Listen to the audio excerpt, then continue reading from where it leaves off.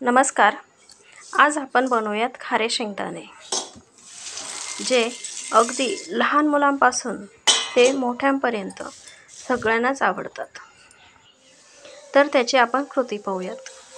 सर्वप्रथम एका भांड्यामध्ये मी 2 ते 3 ग्लास पाणी भरून घेतले आहे.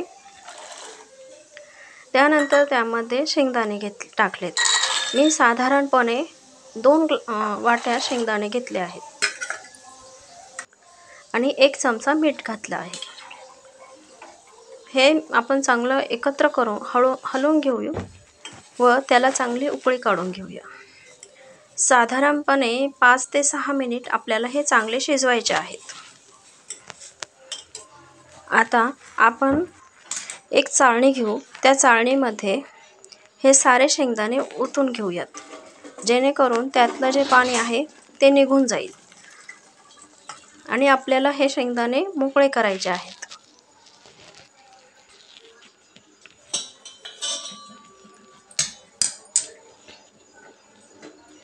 हे शेंगदाणे मोकळे होत आहेत, थोडेसे सुकत आहेत. तोपर्यंत आपण काय करू, एका कढईमध्ये मीठ घालू. हे शेंगदाणे काही जण याच्यात वाळूमध्ये सुद्धा भाजतात, पण मी इथे मीठ घेतलं आहे, सेंधा मीठ. हे सेंधा मीठ जरा चिकट आहे, पण गरम झाल्यानंतर ते मोकळं होऊन जात आहे पूर्ण. हे बघा, थोडंसं चिकट वाटतंय ना, असं ओलसर वाटतंय. चांगलं गरम झालंय. गरम झाल्यानंतर मीठ पूर्णपणे वेगळं झालंय, बारीक सुकं झालंय, कोरडं झालेलं आहे. आता आपण त्यामध्ये अर्धे शेंगदाणे टाकूयात आणि चांगले हलवून घेऊ. गॅसचा स्लो मोठा ठेवायचा आहे, लो, थोडा वेळ. शेंगदाणे ओले असल्यामुळे सर्व मीठ त्याला चिकटत आहे.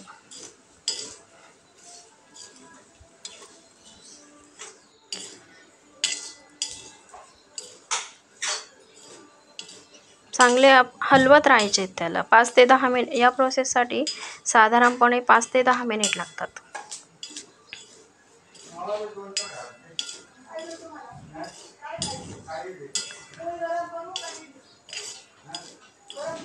शेंगदाण्याला सगळं मीठ लागलेलं आहे, पण जसे शेंगदाणे भाजल्या जातात तसं ते मीठ निघून जातं. त्यानंतर मंद आचेवर आपण पुन्हा ते रोस्ट करूयात.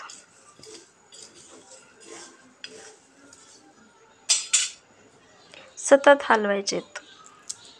हे बघा, त्याचं टर्कल निघालं म्हणजे शेंगदाणे भाजू राहिलेत. चांगले लालसर आपल्याला ते भाजायचे आहेत. जसं भाजले जातात त्याचा आवाज येतो.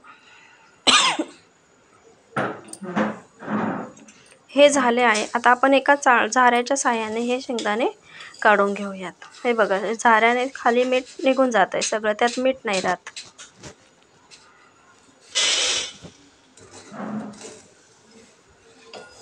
अशाच प्रकारे आपण सगळं काढून घेऊयात.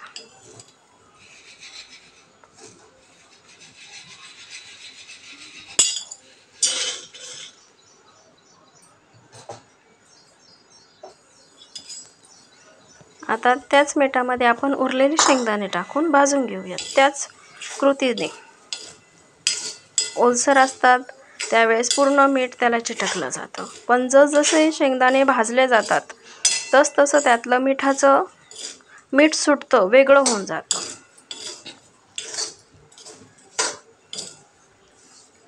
तर मी गॅस कमी केलेला आहे. कमी गॅसवर थोड्या वेळ परतून घेते.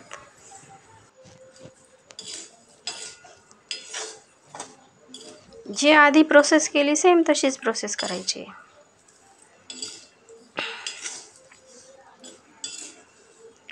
अगदी तुम्ही जसे मार्केटमधून आणतात तसेच त्यापेक्षाही सुंदर झालेले आहेत.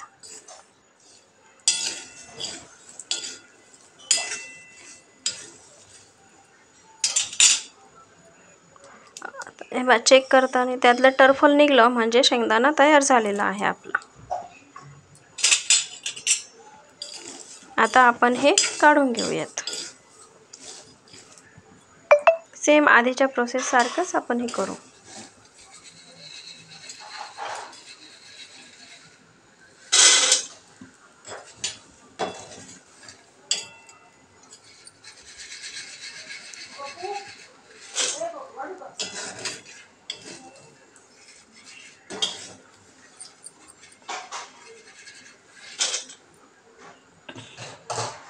हे शेंगदाणे आपण थोड्या वेळ थंड करायला ठेवूया. थंड झाल्यानंतर त्याचा इतका असा आवाज येतो, ते बघा.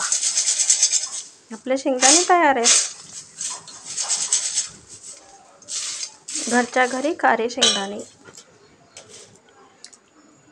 तुम्हाला व्हिडिओ आवडल्यास लाईक आणि शेअर करा व सबस्क्राईब करा. तुम्ही पहिल्यांदा जर व्हिडिओ बघत असाल तर सबस्क्राईब करायला विसरू नका. धन्यवाद. असेच आणखी व्हिडिओ बघण्यासाठी फॉलो करा.